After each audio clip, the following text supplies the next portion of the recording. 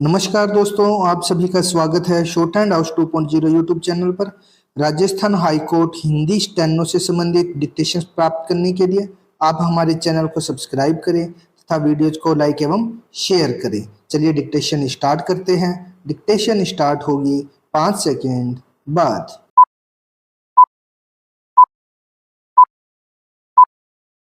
Start.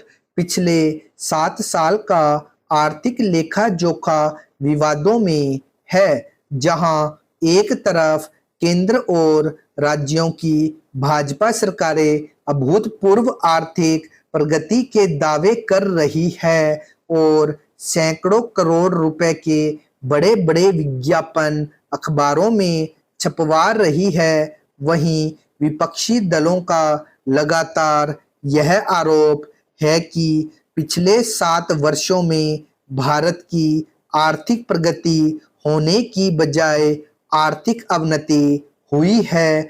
ऐसा कहने के लिए वे अनेक आधार गिनाते हैं, यह भी कि भारत की ऋणात्मक वृद्धि दर के चलते भारत उतनी आर्थिक प्रगति नहीं कर पा रहा है जितनी कर लेने की उसमें क्षमता है। दूसरी तरफ भारत के लोग, जिनमें उच्च वर्ग के कुछ घरानों को छोड़ दें तो शेष घराने मध्य वर्ग के परिवार, निम्न वर्ग के परिवार और गरीबी की रेखा के नीचे रहने वाले परिवार क्या कहते हैं, यह जानना भी जरूरी है।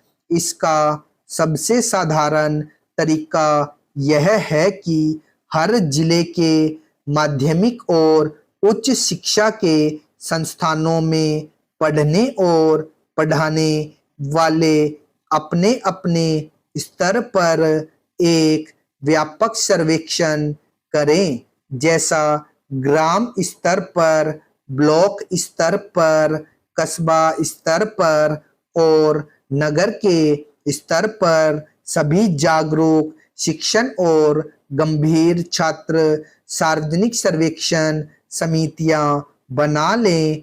इन सर्वेक्षण सूचियों में हर वर्ग के हर नागरिक से प्रश्न पूछे जाएं, जैसे किसान से पूछे कि पिछले 7 सालों में उनकी आमदनी कितनी बढ़ी या कितनी घटी। युवाओं से पूछें कि इन 7 वर्षों में कितने युवाओं को रोजगार मिला और कितने युवाओं के रोजगार छूट गए और वे फिर से बेरोजगार हो गए।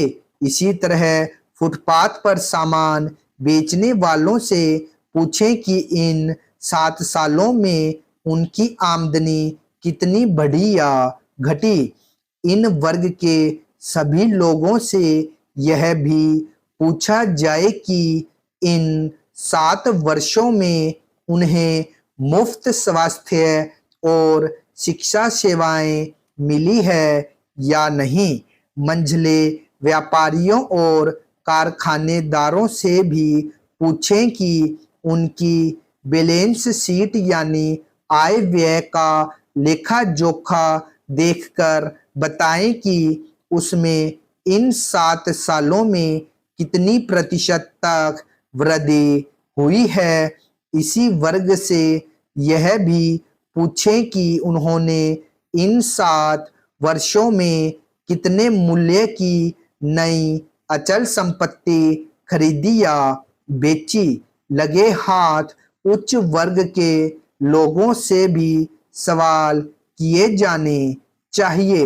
व्यापक सर्वेक्षण करने के लिए ऐसा किया जाना जरूरी होगा। कुछ चुनिंदा लोगों को छोड़कर बाकी औद्योगिक घरानों की आर्थिक प्रगति कितने फीसदी हुई है या नहीं हुई या कितने प्रतिशत गिर गई है, यह सब इतनी सरल जानकारी है जो बिना ज्यादा मेहनत के जुटाई जा सकती है।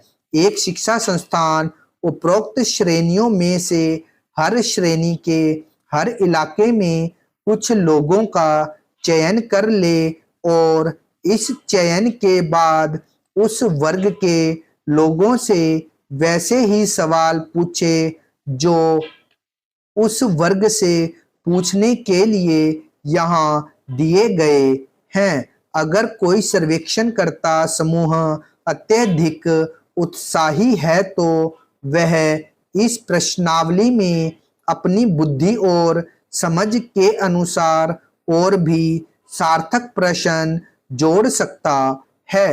हो सकता है कि कुछ लोग अपनी आर्थिक अवनति के लिए पिछले 2 साल में फैले कोविड को जिम्मेदार ठहराएं, इसीलिए 7 वर्षों का सही आंकड़ा जानना जरूरी होगा। हालांकि इस संदर्भ में यह ध्यान रखना होगा कि कोविड ने जिस तरह आर्थिक गतिविधियों का पहिया थामा और जिस तरह से काफी समय तक जनजीवन ठप हो गया था, उससे इस दौरान के आंकड़े सटीक है भी कि नहीं। स्टॉप।